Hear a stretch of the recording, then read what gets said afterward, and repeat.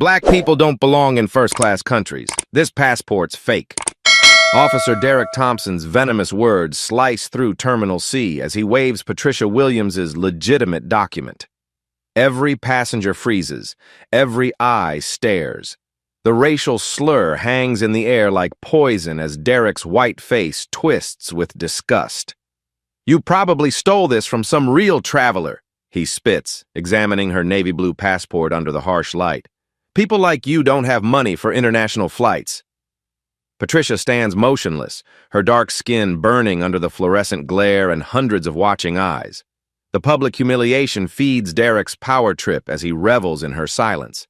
With deliberate malice, Derek rips her passport completely in half.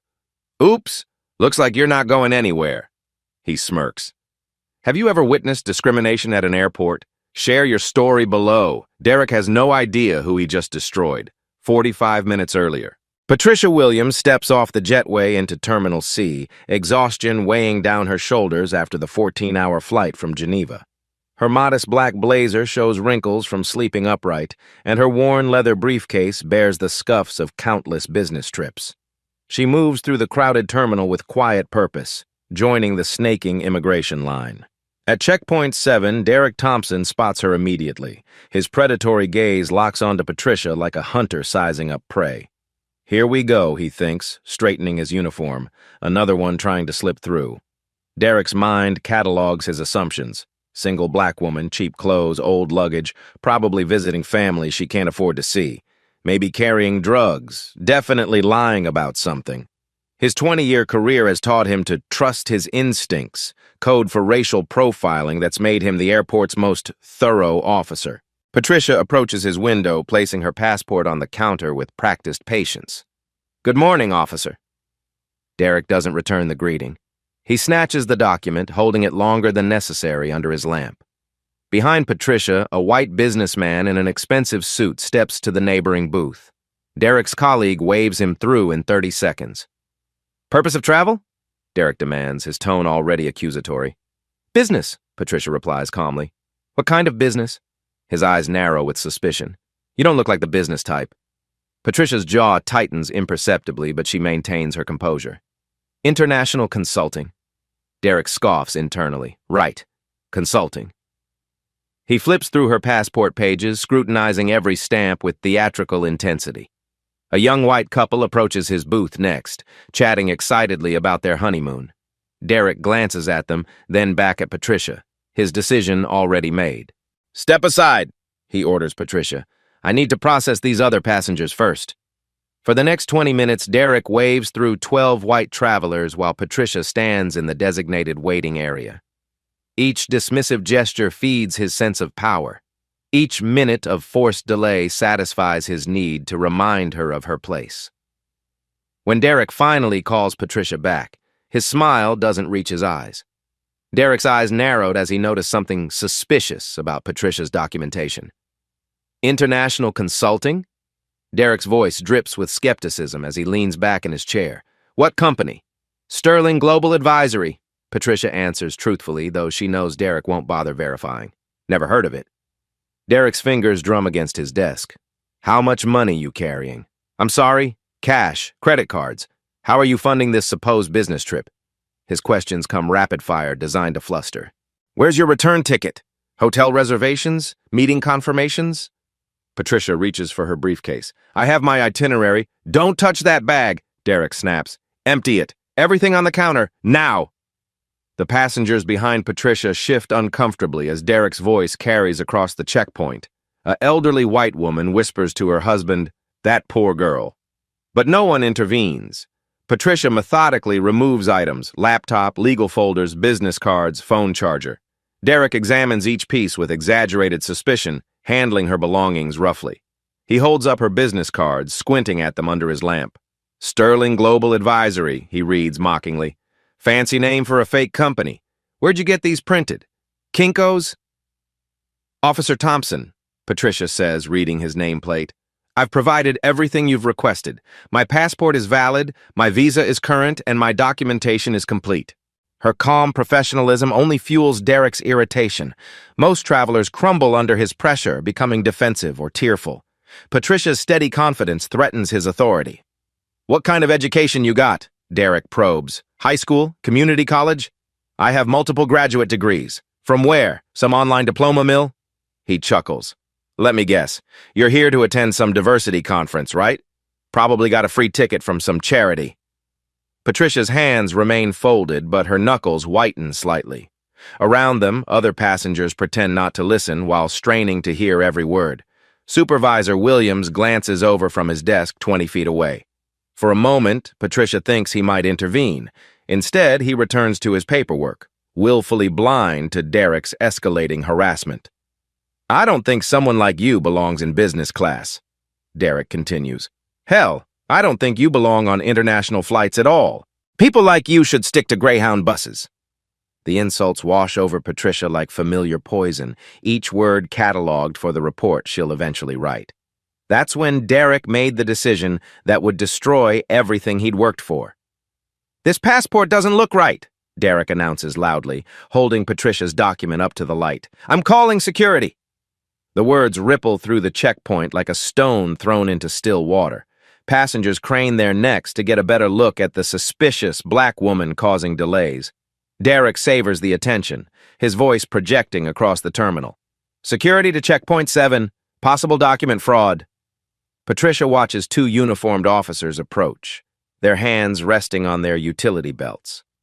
She recognizes the choreography, the public spectacle designed to humiliate and intimidate. Her business trips to authoritarian countries have taught her to recognize state-sanctioned harassment. "Ma'am, you'll need to come with us," the lead security officer says, though his tone suggests this is Derek's show. Derek escorts Patricia to a windowless room behind the checkpoint, his swagger more pronounced now that he has an audience. The secondary screening facility contains a metal desk, 2 plastic chairs, and a one-way mirror. Patricia has been in similar rooms in Moscow, Beijing, and Lagos, but never in her own country. "Sit down," Derek commands, gesturing to the uncomfortable plastic chair. He remains standing, establishing the power dynamic. "Empty that briefcase completely. Every pocket, every compartment." Patricia complies methodically. Legal documents, electronic devices, business correspondence. Everything spills across the metal surface. Derek handles each item like evidence of criminal activity, reading her private emails aloud and making sarcastic comments about her professional accomplishments. "Sterling Global Advisory," he reads from her business correspondence. "Sounds fancy for someone who probably can't even afford these clothes." He fingertips the fabric of her blazer dismissively. "Salvation Army? Goodwill?" The other security officers watch silently from the doorway. They've seen Derek's interrogations before. The extended questioning, the personal attacks, the deliberate degradation. Most keep quiet to avoid becoming his next target. "What's your real reason for traveling?" Derek leans forward, invading Patricia's personal space. "Nobody spends this kind of money on a business trip unless they're smuggling something. Drugs, money. What are you really carrying?" "Officer Thompson, I've answered all your questions truthfully. I'd like to speak with your supervisor." "I am the supervisor in this room," Derek snaps. "You'll speak when I tell you to speak. You'll leave when I say you can leave." For 45 minutes, the interrogation continues. Derek forces Patricia to explain every credit card transaction from the past month, every entry stamp in her passport, every contact in her phone. He questions her right to travel, her right to be in business, her right to exist in spaces traditionally reserved for white people. Patricia remains seated while Derek paces, her stillness contrasting with his manic energy. She memorizes badge numbers, notes the time on the wall clock, documents every witness present. Her legal training kicks in, gathering evidence for the case she already knows she'll build. "You know what I think?" Derek says, picking up Patricia's passport and examining it under the harsh, fluorescent light. "I think this document is fraudulent." Derek picked up the passport and looked Patricia straight in the eye with a cruel smile. "You're absolutely right.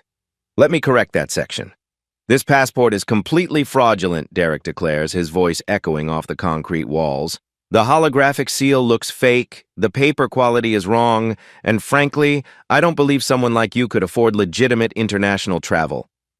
Without warning, Derek grips both sides of Patricia's navy blue passport and tears it cleanly down the middle.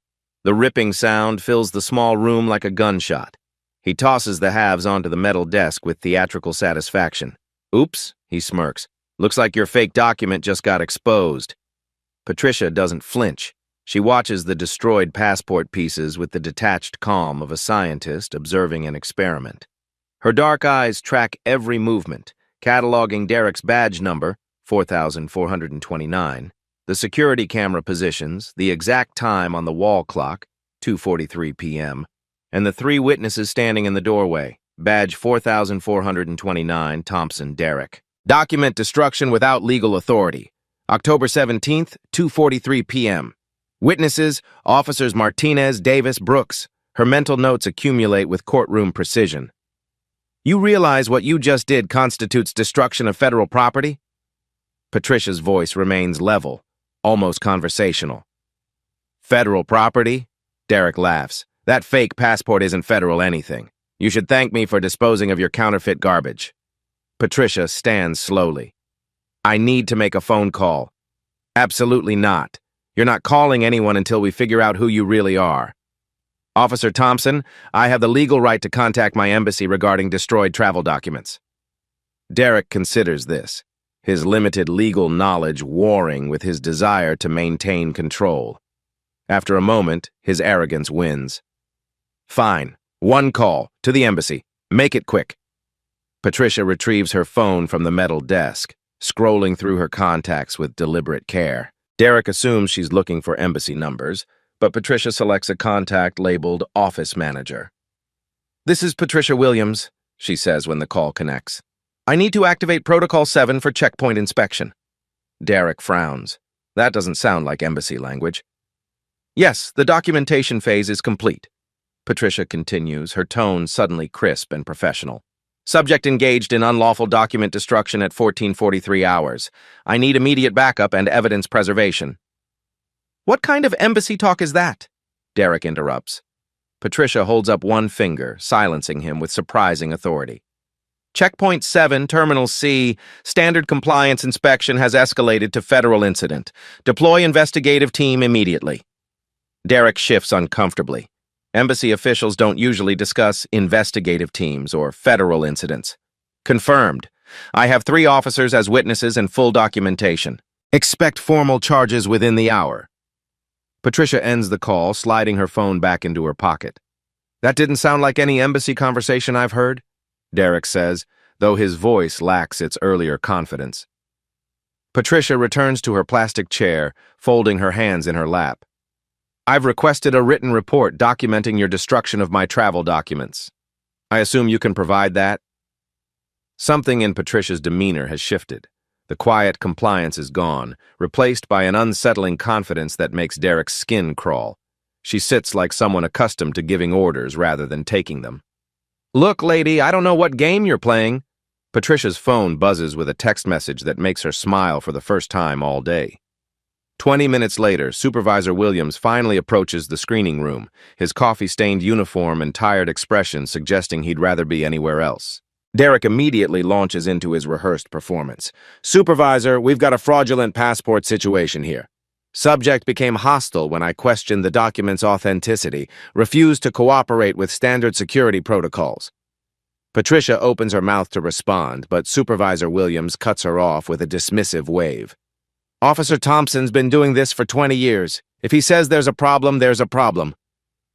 I'd like to file a formal complaint, Patricia states clearly. Complaint forms are available at the main information desk. Williams replies without looking at her. You can pick one up after processing. I'm requesting one now. Processing comes first, complaints come after. Williams checks his watch. Thompson, wrap this up. We've got a shift change in an hour. Derek's confidence swells with his supervisor's support. You heard the man. Maybe if you'd been honest from the beginning, we wouldn't be here. As Williams exits, Derek's behavior becomes even more aggressive. He forces Patricia to remove her shoes, empty her pockets again, and explain her suspicious behavior of remaining calm under questioning. Most innocent people get upset when questioned, Derek observes. You're either guilty or you're not all there mentally. Which is it? Through the one-way mirror, Patricia watches the main checkpoint continue operating. White passengers stream through effortlessly while she remains trapped in this windowless room. Derek makes sure she sees the contrast. "See how smooth things run when people follow the rules?" he taunts. "When they know their place?" Patricia retrieves her phone to check the time, a movement that infuriates Derek. "Put that away! You think you can just ignore me? I'm documenting this interaction," Patricia replies calmly, holding her phone steady. "It's perfectly legal." Derek's face reddens. "Documenting what? Me doing my job? You want to document something? Document this." He leans across the desk, his voice dropping to a menacing whisper. "I can keep you here for hours. I can have you strip searched. I can make your life hell. And nobody will stop me because nobody cares about people like you." The other officers shift uncomfortably. Martinez exchanges glances with Davis. They've seen Derek lose control before, but never quite like this. Brooks steps closer to the doorway, ready to intervene if necessary. Derek's radio crackles with routine security chatter, but his attention remains fixed on Patricia. His need to break her composure has become an obsession. The airport intercom crackled with an announcement that made Derek's blood run cold. "Security Protocol 7 now in effect. All checkpoint supervisors report to station command immediately." Derek freezes mid-sentence, his coffee cup halfway to his lips. Protocol 7 isn't in any manual he's studied. 20 years on this job, and he's never heard that code announced over the intercom. "What's Security Protocol 7? Martinez whispers to Davis. Neither officer knows. Patricia, however, sits straighter in her plastic chair, her eyes sharpen with recognition, and something that looks suspiciously like satisfaction crosses her face. "Probably some new Homeland Security drill," Derek mutters, though uncertainty creeps into his voice. "Nothing to do with us." Through the security room's door, Derek watches unusual activity unfold in the terminal.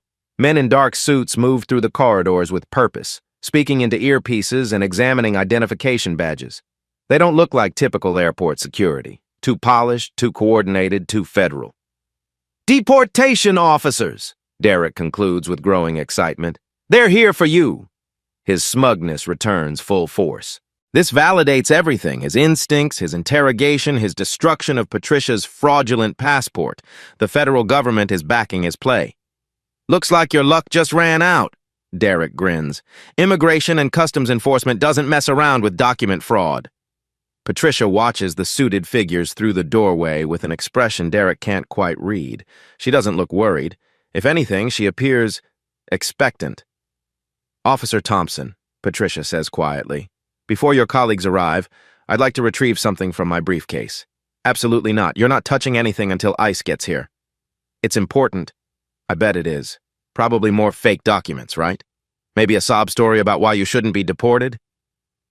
Derek's confidence peaks as he watches the federal agents multiply throughout the terminal. His radio crackles with confused chatter from other checkpoints. Nobody understands the protocol activation, but everyone can see the suits taking positions. 20 years I've been catching people like you," Derek boasts to Martinez and Davis. "Always trust your gut. Always follow the signs. This woman screamed fraud from the moment she walked up to my checkpoint." Patricia remains seated, her hands folded, watching Derek with the patience of someone who knows exactly how this story ends. "Sir," she tries again, "I really need to access my briefcase." Derek laughs, feeling vindicated and powerful. "The only thing you need is a one-way ticket back to wherever you came from." Maya's fingers closed around the item that would change everything. Derek's radio erupts with frantic chatter. "All units, we have federal agents requesting supervisor locations. Checkpoint 4, need backup for VIP processing. Unknown protocol in effect, requesting guidance." The confusion energizes Derek. He struts around the small room like a peacock, basking in what he perceives as federal validation of his detective work. "You hear that?" Derek addresses Martinez and Davis. "The whole airport's scrambling because of your little document fraud operation. How many fake passports you think she's smuggled through here? How many terrorists you think she's helped?" Patricia remains motionless in her plastic chair, but her eyes track the suited figures now positioned throughout Terminal C. Derek interprets her silence as defeat. "Cat got your tongue now?" Derek taunts. "Not so mouthy without your fake papers, are you?" Supervisor Williams appears in the doorway, his face flushed with confusion. "Thompson, I need you to—" Handle the deportation paperwork? Derek interrupts eagerly. Already on it, sir. Subject's passport was clearly fraudulent. I disposed of the evidence and called it in. Williams blinks. Disposed of what evidence? The fake passport. Tore it up when I confirmed it was counterfeit? Williams's face goes pale. You destroyed a passport without authorization? It was obviously fake! Derek's voice rises defensively. Look at her! You think someone like that travels internationally on legitimate business? Through the doorway, Patricia watches more federal agents take positions. Their coordinated movements suggest military precision, not the chaotic scramble of a deportation raid. Patricia's confiscated phone buzzes incessantly on the metal desk. Derek glances at the caller ID. Director Morrison, urgent. Popular lady, Derek sneers. Probably your deportation lawyer. Officer Thompson, Patricia's voice cuts through his celebration. I strongly advise you to answer that call. I don't take advice from criminals. Sir, Martinez interrupts nervously. Maybe we should what? Let her manipulate us? Derek's power trip reaches its zenith. I've got 20 years experience spotting fraud. I've got federal agents backing my play. I've got a supervisor who trusts my judgment. Derek gestures toward the busy terminal. The whole damn airport is responding to my call. This is what real police work looks like. Patricia's phone continues buzzing. The caller ID now reads, Deputy Administrator, Emergency. Patricia stands slowly, her movement deliberate and controlled. For the first time since entering the screening room, she looks Derek directly in the eyes. Maya stood up slowly and said the 5 words that would haunt Derek forever. You're absolutely right. Let me extend the power reveal section to reach the full 800 words. I need to show you something. Patricia's voice carries a quiet authority that cuts through Derek's smugness like a scalpel. She reaches into her briefcase with deliberate precision, her movements now commanding rather than compliant. Don't you dare touch that, Derek starts. Patricia produces a leather credential case, flipping it open to reveal a gleaming federal badge and identification card. The words International Aviation Security Council shine in gold lettering beneath her photograph. Deputy Director Patricia Williams, she announces, her voice now carrying the full weight of federal authority. I've been conducting a surprise compliance inspection of your checkpoint operations. Derek's face drains of all color. The badge is unmistakably real. Holographic seals, embedded security features, official government formatting. His legs suddenly feel unsteady. That's impossible, Derek stammers. Officer Thompson, you've just destroyed the personal passport of a federal official conducting an undercover investigation. Every interaction we've had for the past 90 minutes has been recorded, documented, and witnessed. Patricia's transformation is complete. Gone is the patient traveler enduring harassment. In her place stands a seasoned federal investigator who's just completed the most damning case study of her career. The men in suits you've been watching, Patricia continues, gesturing toward the terminal. Those aren't deportation officers. They're my investigative team, deployed when I activated Protocol 7. Derek's radio crackles. All supervisors to station command for emergency briefing regarding federal inspection. No, Derek whispers, his 20-year career flashing before his eyes. You can't be. People like you don't. Don't what, Officer Thompson? Don't hold federal positions. Don't travel internationally on government business. Don't deserve basic human dignity. Martinez and Davis back away from the doorway, suddenly understanding they've witnessed a federal civil rights violation. Brooks pulls out his radio, frantically trying to contact supervisors who are already being briefed on the situation. The passport you destroyed. Patricia retrieves the torn pieces from the metal desk. Personal property of a federal official. The interrogation you conducted. Unlawful detention without probable cause, the racial slurs and degrading treatment, documented civil rights violations. Derek sinks into the plastic chair Patricia had occupied, his world crumbling around him. I was just doing my job. I was protecting national security. You were indulging personal prejudices while abusing federal authority, Patricia corrects. Your business trip you found so suspicious? I was returning from a G7 summit on international aviation security. Your concerns about my finances? My government travel vouchers are processed through the Department of Homeland Security. Patricia's phone buzzes again. This time she answers. Director Williams speaking. Yes, sir, the inspection is complete. Officer Thompson, badge number 4429. Unlawful document destruction, civil rights violations, abuse of authority. Yes, sir. I have 3 officer witnesses and complete documentation. Derek listens to his career evaporating in real time. My team will need to interview all checkpoint personnel within the hour. Patricia continues. We'll also require access to security footage from the past 6 months. I suspect Officer Thompson's behavior represents a pattern rather than an isolated incident. She ends the call and turns back to Derek, who sits slumped in defeat. Officer Thompson, you're suspended pending federal investigation. You'll be escorted from the premises immediately. This can't be happening, Derek mumbles. I've been doing this job for 20 years. I have a family. I have a pension. You had those things, Patricia corrects. Past tense. Through the doorway, Derek watches federal agents coordinating with airport management. Supervisors hurry past, their faces grave with the realization that their airport is now the subject of a federal civil rights investigation. Every complaint filed against you, every incident report, every passenger who felt humiliated at your checkpoint, all of it will be reviewed and investigated, Patricia explains. This isn't just about today. This is about systemic discrimination that you've been perpetrating for years. Derek's hands shake as the full scope of his situation becomes clear. Federal charges, criminal prosecution, civil lawsuits, complete professional destruction. Do you understand what you've done? Patricia asks, her voice clinical. You didn't just tear up a passport. You committed multiple federal crimes while being recorded by a deputy director of the agency responsible for oversight of airport security operations. Derek stares at his hands, watching them tremble uncontrollably. 20 years of bullying passengers, 20 years of racial profiling, 20 years of abusing his authority, all coming to an end because he couldn't recognize federal authority when it wore the wrong skin color. The irony, Patricia observes, is that your prejudices blinded you to the very thing you claim to be protecting. National security requires competent officers who can distinguish actual threats from personal biases. You've proven yourself fundamentally unfit for this position. Derek's breathing becomes shallow, his pension, his benefits, his reputation, everything sacrificed on the altar of his hatred. What would you do if you had Patricia's hidden power? Tell us in the comments! But Patricia wasn't finished with Derek yet.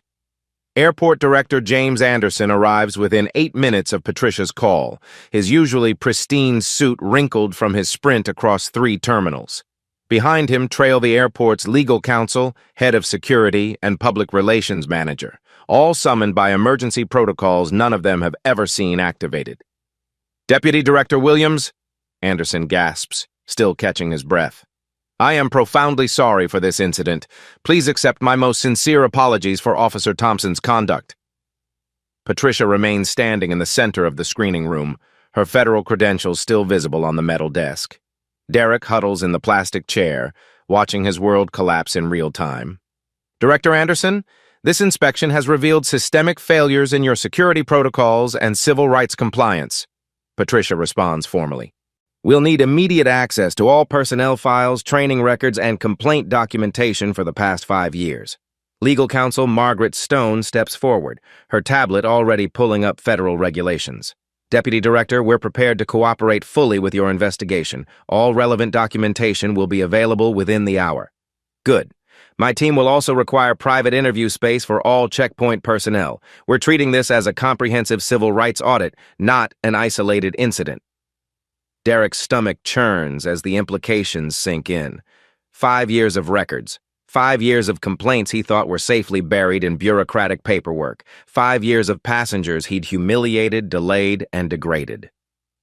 Agent Robert Davis, Patricia's senior investigator, enters the screening room with a tablet and recording equipment. Deputy Director, I've secured the security footage from this morning. The audio quality is excellent. We have clear recordings of all verbal interactions. Derek's face goes ashen. The racial slurs, the degrading comments, the abuse of authority, all captured in high definition. Additionally, Davis continues, preliminary records review shows 43 formal complaints filed against Officer Thompson in the past 18 months. Complaints were consistently dismissed or downgraded by supervisory staff. Supervisor Williams, who had earlier endorsed Derek's actions, now stands pressed against the doorway like a cornered animal. His complicity in ignoring complaints makes him equally liable. 43 complaints? Director Anderson's voice cracks. That's impossible. I was never briefed on any pattern of behavior. The complaints exist, Agent Davis confirms, scrolling through his tablet. Pattern shows consistent targeting of minority passengers, excessive detention times for travelers of color, and multiple allegations of racial profiling. Average complaint resolution time, 6 months. Average disciplinary action, none. Patricia turns to Derek, who seems to shrink further into his chair.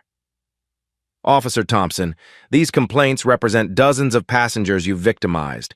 Today's incident isn't aberrant behavior, it's escalation of documented discrimination. Legal counsel Stone clears her throat nervously. Deputy Director, what federal charges are we looking at?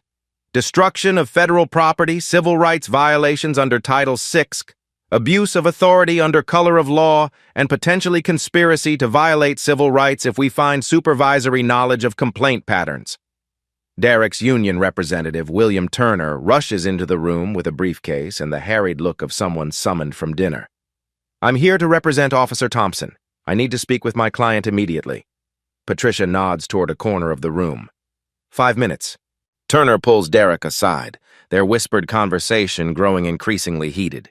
Derek's face reflects growing desperation as Turner explains the severity of federal civil rights charges. Union protection has limits, and destroying a federal official's passport while engaging in documented racial harassment exceeds all of them. This is undefendable, Turner finally tells Derek loudly enough for others to hear. The Union can't protect you from federal civil rights violations, not with this level of documentation. Agent Davis pulls Patricia aside with additional findings. Deputy Director, we've identified 12 other officers with concerning complaint patterns. Supervisor Williams personally reviewed and dismissed 31 discrimination complaints in the past 2 years without conducting proper investigations. Systemic failure, Patricia notes, making additional notes on her tablet. How far up does the knowledge go? We're finding email chains between Williams and Director Anderson discussing problematic passengers and appropriate screening intensity. The language suggests awareness of discriminatory practices. Director Anderson overhears fragments of their conversation, his face growing pale. Corporate liability extends far beyond Derek's individual actions. It encompasses institutional tolerance of discrimination. Outside the screening room, Patricia observes airport operations grinding to a halt. News vans gather in the parking areas as word leaks about federal agents investigating civil rights violations. Social media posts from passengers show the unusual federal presence, sparking speculation about terrorist threats or security breaches. Agent Monica Foster enters with additional legal documentation. Deputy Director, we've contacted the Department of Justice Civil Rights Division. They're opening a formal investigation into pattern and practice violations. This airport is now under federal scrutiny for systematic civil rights abuse. Derek's breathing becomes labored. Individual charges against him are escalating into a Department of Justice investigation that could result in federal oversight of the entire airport. His moment of racist cruelty has triggered consequences beyond his comprehension. Director Anderson, Patricia addresses the sweating administrator.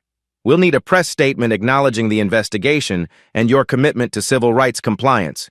My communications team will review it before release. Of course, Deputy Director, we want full transparency. Transparency would have been investigating complaints properly instead of burying them, Patricia responds coldly.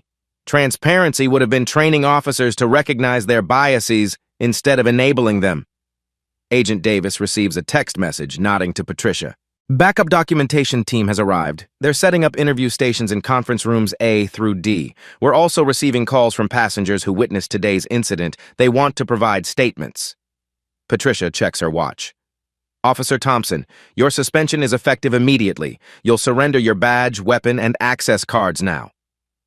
Derek's hands shake as he removes his badge, the symbol of authority he'd wielded like a weapon against travelers who looked different. Turner helps him fumble with his gun holster, the weight of federal charges making simple tasks impossible. Sir, Derek whispers, his voice barely audible. What happens to my family? My kids' college funds? My mortgage?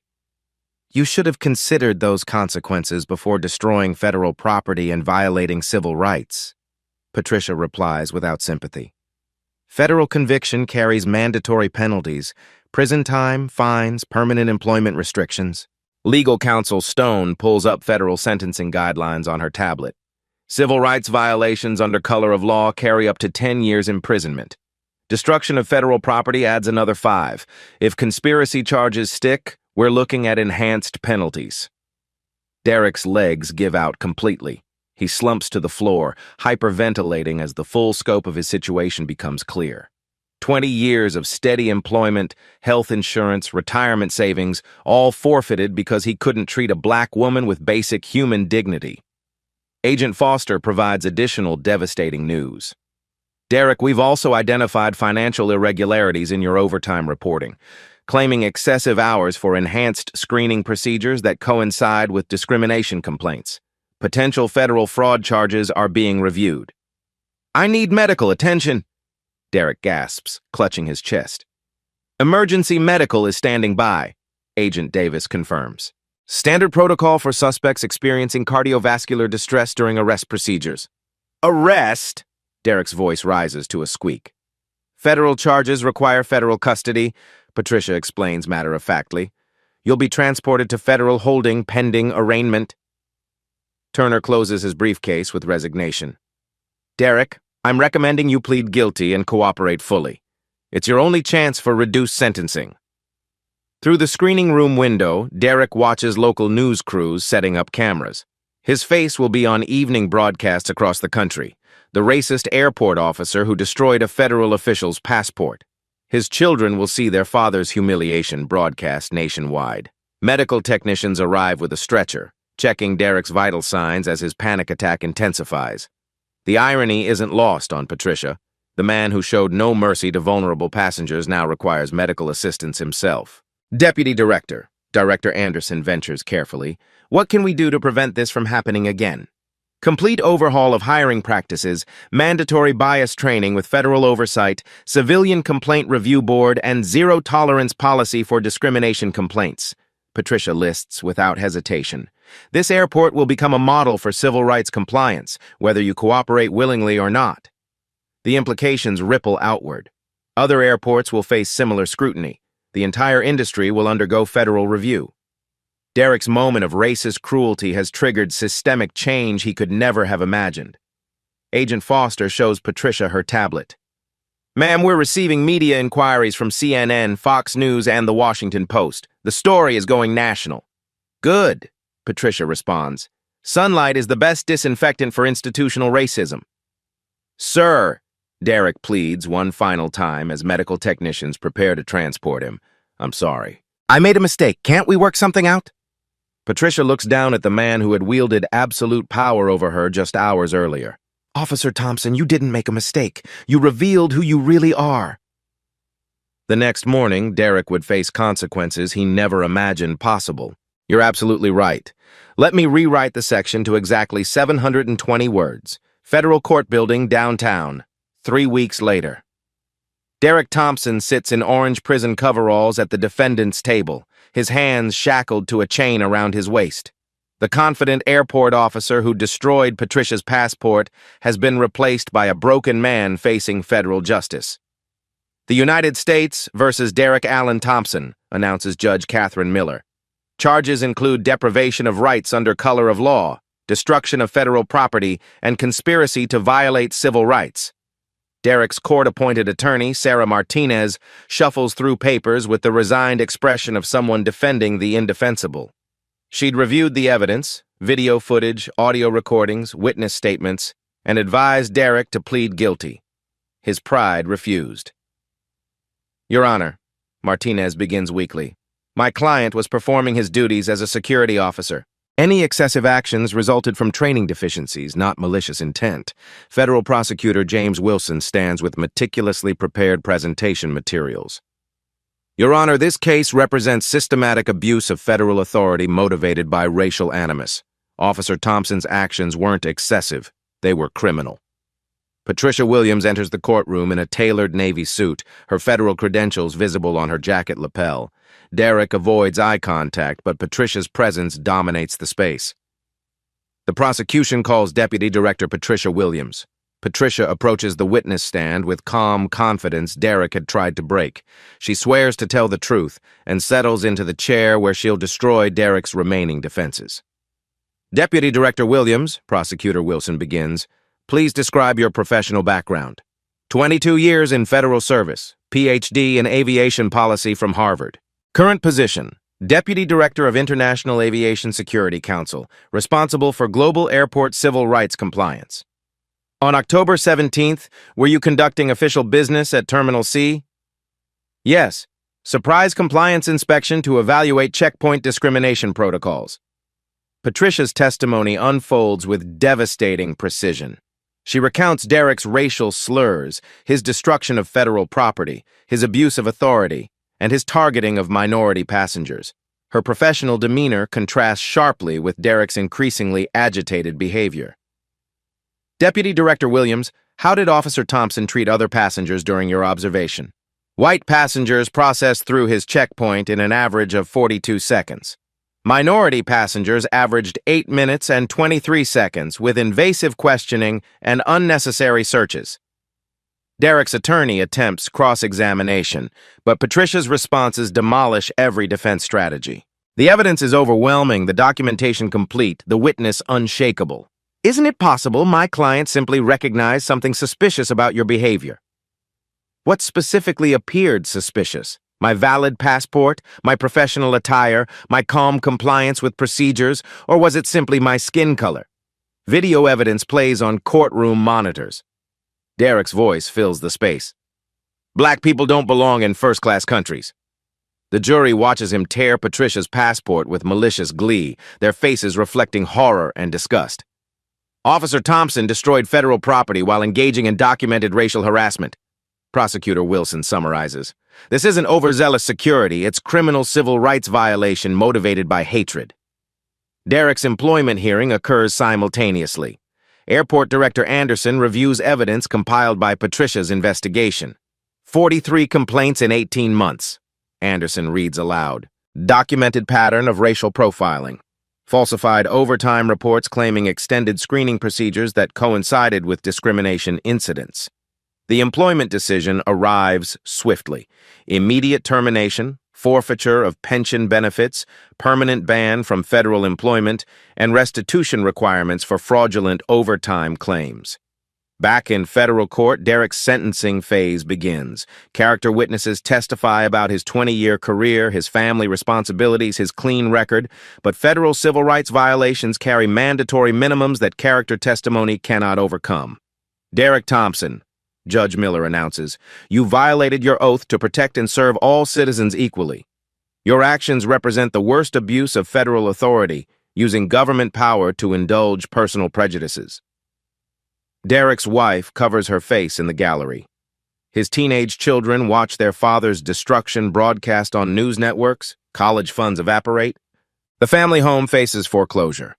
18 months federal prison, 3 years supervised probation, $50,000 in fines, and permanent prohibition from law enforcement employment.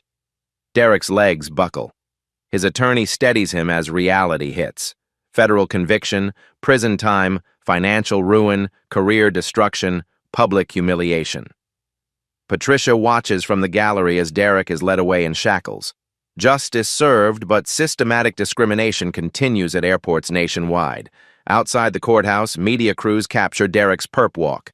The same man who had abused federal authority now faces federal consequences. This conviction sends a clear message, Patricia tells reporters. Civil rights violations will not be tolerated in federal facilities. Derek's cell door closes with finality.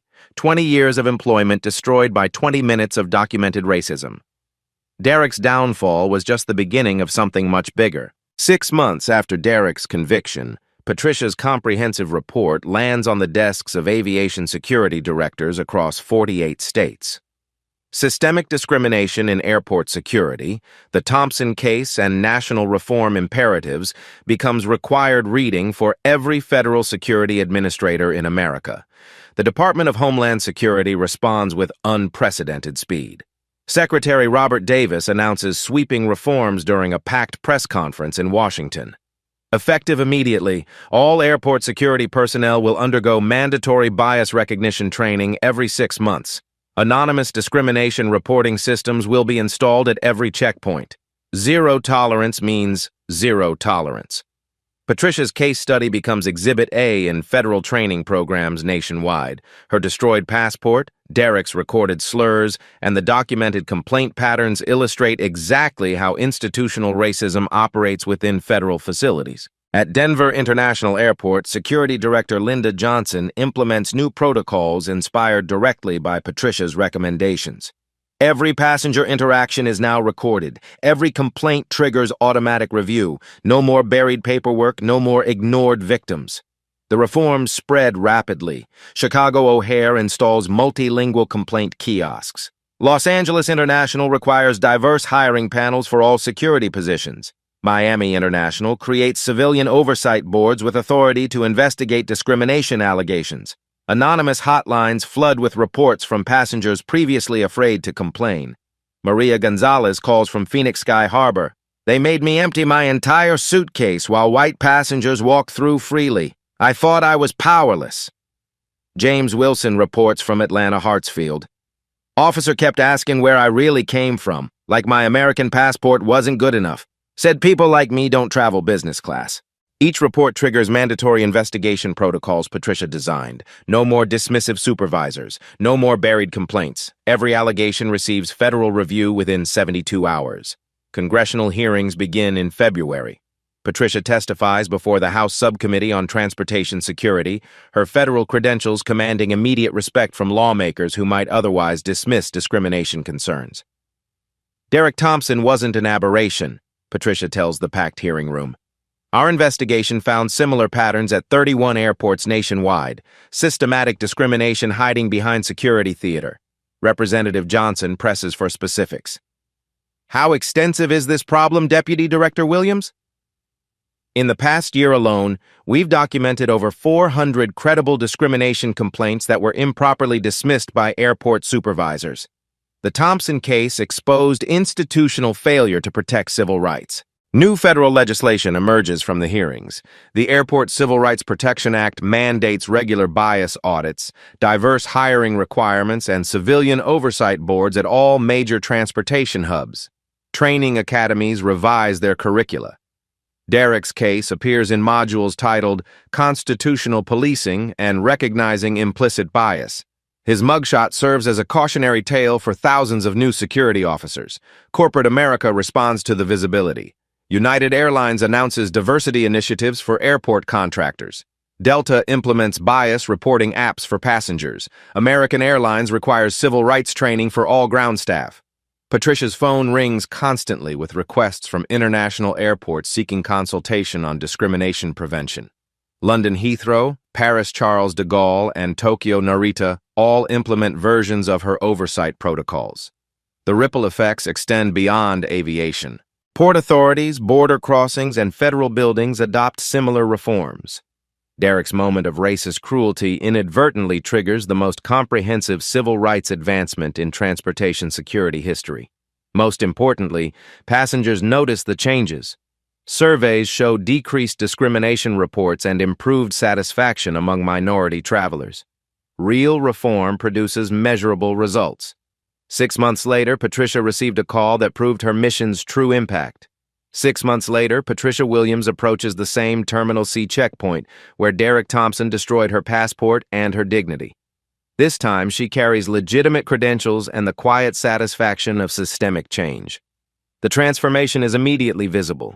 Bias reporting posters hang beside every checkpoint in English, Spanish, Arabic, and Mandarin. Digital displays rotate through civil rights information and complaint procedures. Most importantly, the staff reflects America's diversity. Officers of different races, ethnicities, and backgrounds working side by side. Patricia joins the regular passenger line, observing interactions with the trained eye of someone who understands both subtle discrimination and genuine professionalism. A young Somali woman in traditional dress approaches the checkpoint with visible nervousness. clearly expecting the harassment she's experienced at other airports. "Good morning," says Officer Williams, Derek's replacement. "May I see your passport and boarding pass, please?" The interaction proceeds with respectful efficiency. No excessive questioning, no suspicious glares, no degrading comments about appearance or background. The Somali woman passes through in less than 2 minutes, her relief visible as she collects her belongings. An elderly Latino man approaches next, speaking limited English and clearly confused by the process. Instead of frustrated hostility, Officer Williams patiently explains each step, calling over a bilingual colleague to assist with translation. Patricia watches dozens of interactions, cataloging the profound cultural shift. Officers treat every passenger with basic human dignity regardless of race, religion, or appearance. The fear and humiliation she witnessed during Derek's reign has been replaced by professional courtesy. "Next passenger, please." Patricia steps forward, presenting her identification to Officer Williams. He processes her documents efficiently, checking her passport stamps with appropriate thoroughness but without suspicion or hostility. "Business or pleasure, ma'am?" "Business, government inspection. Welcome back to Terminal C. Have a safe flight." The simple courtesy would have been unimaginable under Derek's checkpoint. No racial profiling, no degrading assumptions, no abuse of authority. Just professional service, treating every citizen with equal respect. During her follow-up interviews, Patricia discovers the deeper cultural transformation. Officers describe the mandatory bias training as eye-opening rather than burdensome. Supervisors speak about accountability measures as necessary rather than restrictive. "The Thompson case changed everything," explains Supervisor Martinez. "Nobody wants to be the next officer facing federal charges for civil rights violations. But more than that, people understand why this matters now." Security footage from the new system captures hundreds of respectful interactions where Derek's cameras once recorded discrimination and harassment. The technology hasn't changed, but the hearts and minds operating it have transformed completely. Patricia's original passport story spreads far beyond aviation security. Social media amplifies her quiet strength defeating institutional racism. Other federal officials share similar experiences, creating a network of accountability and support. Speaking engagements multiply across the country. Patricia addresses police academies, corporate diversity seminars, and civil rights organizations. Her message remains consistent. Authority without accountability enables abuse, but individual courage can trigger systemic change. One person standing up to injustice can transform entire institutions, she tells a packed auditorium in Atlanta. But only if we document everything, follow proper procedures, and never let hatred intimidate us into silence. The torn passport pieces, preserved as evidence in Derek's federal case, now reside in the Smithsonian's Civil Rights Collection. Patricia's quiet dignity in the face of racist humiliation joins the legacy of countless Americans who refuse to accept discrimination as normal. Derek Thompson serves his federal sentence in minimum security prison, his racist moment broadcast forever on news archives and training videos. His family struggles with public shame and financial ruin, the inevitable consequences of his hatred. Meanwhile, Patricia continues her work ensuring equal treatment for all travelers. Her undercover inspections reveal remaining problems, but also demonstrate how quickly institutions can change when leadership demands accountability. The difference between Derek's loud racism and Patricia's quiet strength illustrates a fundamental truth about power. Real authority whispers while fake authority shouts. Sustainable change comes through professional competence, not personal prejudice. Airport terminals now display Derek's conviction alongside civil rights information, reminding officers that federal law enforcement requires equal protection for every citizen. His downfall serves as permanent warning that discrimination carries real consequences. 6 months of systemic reform prove that individual courage can indeed transform institutional culture.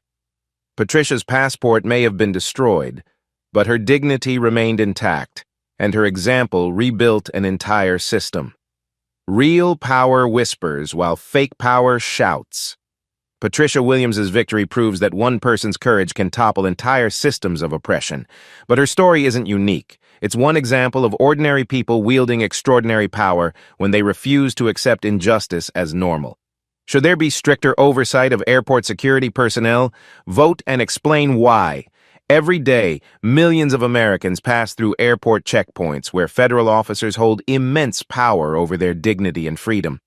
Derek Thompson's racist abuse wasn't an isolated incident. It was the visible symptom of institutional discrimination that thrives in shadows. Your experiences matter. Your voice has power. Your willingness to speak up can trigger the same transformation Patricia created through quiet strength and meticulous documentation. Have you witnessed discrimination at airports? Share your story in the comments below. Describe the officer's behavior, the date and location, and how it made you feel. Your testimony becomes evidence for necessary reform. Have you seen security personnel abuse their authority? Document everything. Record when possible. Report immediately. The systems Patricia helped create ensure your complaints receive proper investigation rather than bureaucratic burial. Remember Derek's destruction? His 20-year career evaporated in 20 minutes because he couldn't recognize that power without accountability inevitably leads to downfall. Authority requires wisdom, restraint, and respect for human dignity. But Patricia's example teaches us something more profound. Real change doesn't require dramatic confrontation or viral outrage. It requires patient professionalism, careful documentation, and unwavering commitment to justice. You don't need federal credentials to make a difference.